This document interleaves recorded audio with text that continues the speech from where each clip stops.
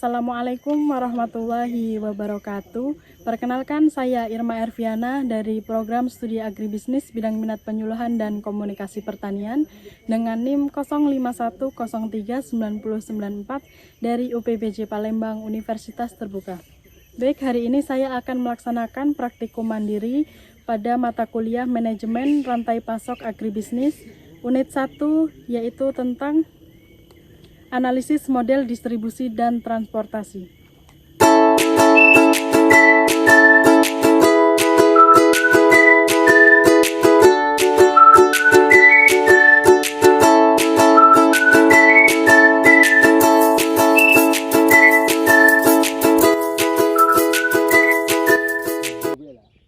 Baik, Pak. Assalamualaikum warahmatullahi wabarakatuh. Waalaikumsalam warahmatullahi wabarakatuh. Baik, perkenalkan, nama saya Irma Erviana dari mahasiswa Universitas Terbuka, Pak.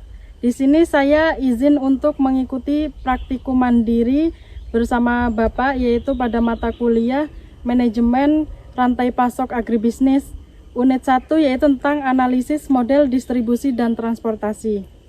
Baik, sebelumnya perkenalkan dulu nama Bapak. Bapak siapa? Bapak Robingun. Robingun. Untuk asalnya di mana, Pak? Usulnya dari Jawa. Dari Jawa, tinggalnya?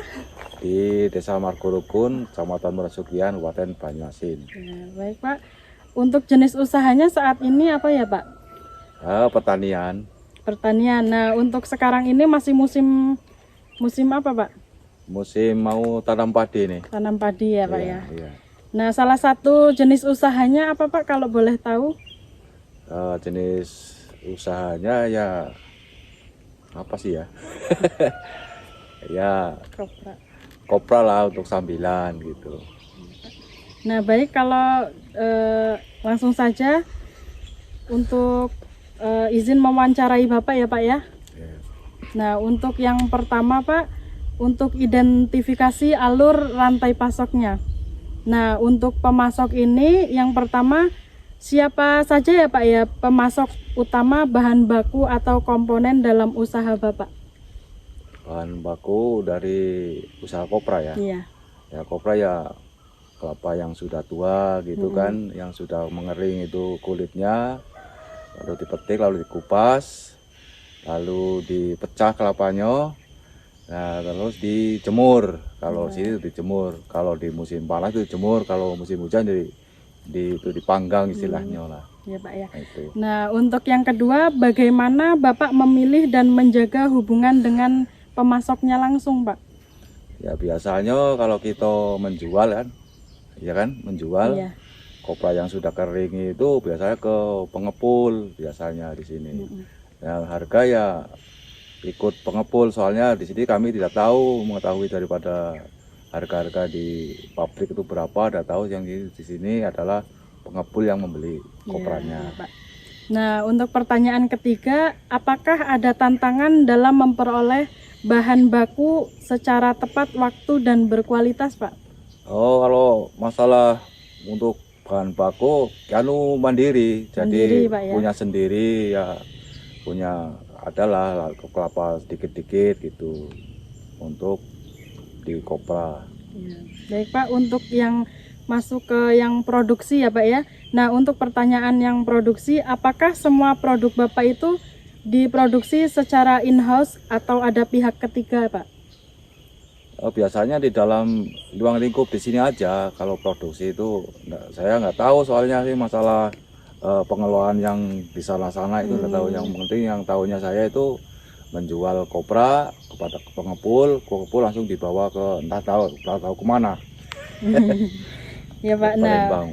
selanjutnya bagaimana proses produksi dirancang untuk memenuhi permintaan pasar, Pak? Apa menyesuaikan jumlah pengeringannya apa gimana, Pak? Nah, masalah pengeringan ya biasanya standar lah. Standar, kalau sudah ke merah ke hitam-hitaman sudah matang, berarti itu bagus itu kopranya. Iya, Pak. Nah, apakah Bapak memiliki strategi khusus untuk meningkatkan efisiensi produksinya, Pak? Maksudnya efisiensi tepatnya ya. Iya. Efisiensi tepatnya yaitu ya kita menyesuaikan harga. Kalau bagus pokoknya biasanya mahal gitu. Kalau yang agak basah-basah dikit tuh ya di bawah standar harganya juga macam itu. Nah, untuk yang distribusi, yang pertama bagaimana produk didistribusikan dari pabrik ke pengecer atau pelanggan, Pak? Oh, masalah itu aku kurang tahu. Ya, Pak, ya. Ya, kurang tahu. Biasanya dikirim kemana ya, Pak ya? Biasanya kalau Biasanya dari sini. pengepul ke Palembang. Palembang ya, Pak ya. Iya.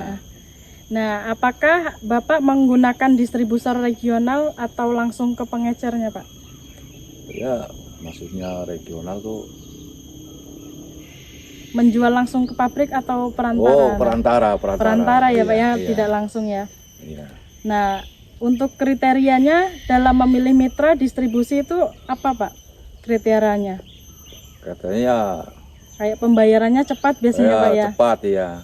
Begitu ada barang timbang langsung dibayar gitu. Kalau penjualannya kan di sini sudah terbiasa sama ini ya, sama ya pengepulnya. Nah, untuk konsumsi akhirnya itu target konsumen utama produk Bapak itu apa, Pak? Konsumennya, misalnya pabrik minyak kelapa atau hanya di sini tuh langsung ke pengepulnya ya, Pak ya? Pengepulnya.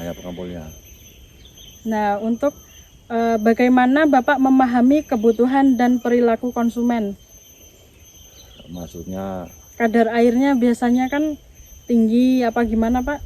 Kopra standar. Kopra standar itu ya agak tinggi, tapi kan biasanya kalau kopra kering itu kan sudah kelihatan berminyak-minyak gitu keringnya itu.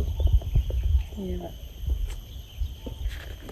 Nah, untuk aliran produknya, bagaimana produk berpindah dari pemasok ke pabrik? Nah, kalau itu mungkin langsung dari pengepulnya ya, Pak ya? Iya, dari pengepulnya. Ya, jadi kita lewati saja.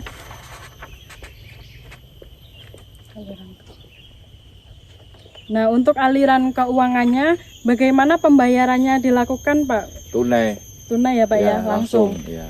Habis dikirim itu langsung ya uangnya itu? Iya, sebelum dikirim ke sana sudah dibayar, Pak ya. Habis ditimbang berapa kintal, apa berapa ton gitu, langsung dibayar oleh pengepul itu.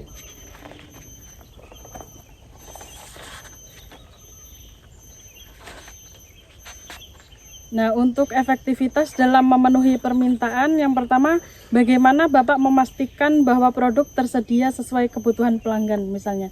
Tapi kan di sini karena langsung dijual ke pengepulnya, jadi tidak ada ya, Pak ya? Tidak ada. Tidak ada.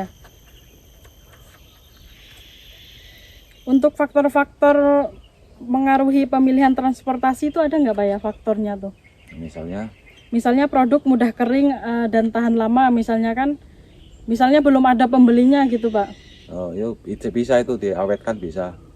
Untuk biaya transportasinya ada nggak, Pak ya? Nggak ada. Nggak ada ya? Nggak ada.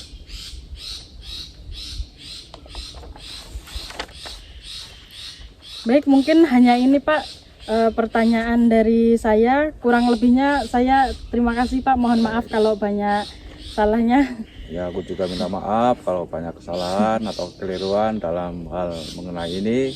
Kami juga belum begitu paham masalah-masalah ini. Ya. Baik, untuk kesimpulan unit 1 ini yaitu model distribusi kelapa di Desa Margorukun termasuk kategori distributor stroke with packs carrying delivery, di mana produk dikumpulkan oleh pengepul lokal lalu dikirim ke pabrik menggunakan transportasi darat. Ya. Baik, terima kasih. Wassalamualaikum warahmatullahi wabarakatuh. Waalaikumsalam.